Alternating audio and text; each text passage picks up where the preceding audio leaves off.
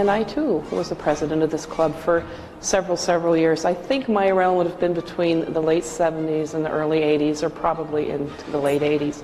I think I had the distinction of having 4 children in the club at one point, and I too have been president, test chair, show chair, ice monitor, you name the job, we've got it done. But I also have the distinction of having 2 children who make their livings now because of ice and because of the club. I have a son who is the coach at Canton College now, and I think he skated twice and quit and became a hockey skater, so that probably doesn't really count.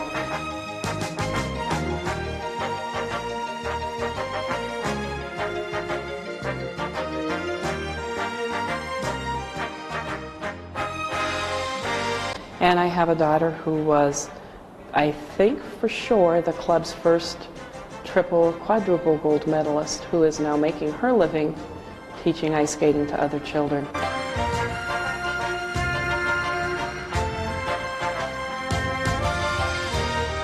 I can tell you that during my tenure, we had the first precision team in this club, and Maggie Stacy, who spoke to you earlier, didn't mention that it was her oldest daughter, Kim, my sister-in-law Beth, and I that were the coaches of that terrible club. They were called the M&Ms, and that's how precision was born in this club, and since then it took off on its own. Precision is a good sport for teaching kids team sport.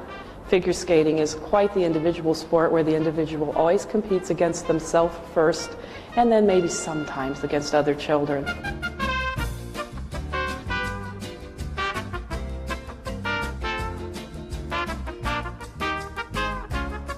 I too have seen kids grow up in the sport and become wonderful, wonderful adults.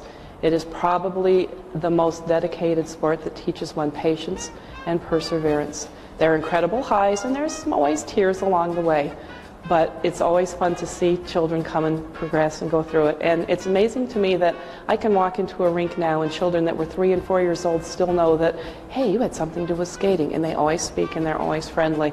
So it is a good sport for that.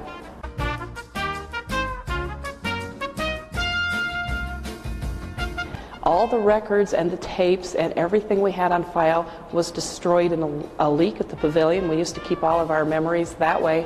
And I can remember spending 3 or 4 weeks sorting through wet, soggy records and pictures, trying to solve the dilemma of, does anybody have a show program left from 1961? It was quite the mess. I also remember that the club at one time was broke and we had no money. I remember having to have bossy bingos in the parking lot, which is an exciting event to raise money. We used to have chicken barbecues. I remember one in the rain where we made exactly $10.50. That was quite a trying to pay our ice bills was a problem. And finally the club became stable and we had enough money to run on a nice, normal, easy budget without having quite so many fundraisers.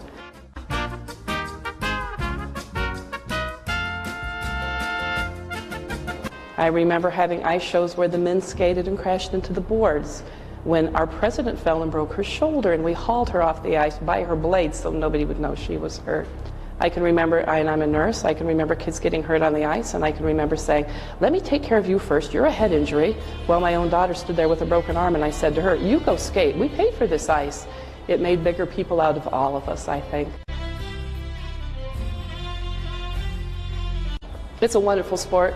I still watch, I still go daily and off and on to competitions. I go to Empire State Games, and I'm always amazed to see how excited the kids are when they compete and how hard they try to do their very, very best.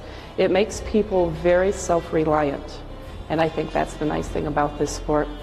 I have a daughter who makes a really good living teaching this, so all of you parents that are struggling with the financial end, there is light at the end of the tunnel. You can make very comfortable livings in this sport. But the most exciting thing is watching a small child who couldn't stand up or wobble, who was scared to death, skate out under a spotlight one night and be a star and feel good about themselves because they succeeded at something that wasn't easy for them. My name is Emily Durkay. I'm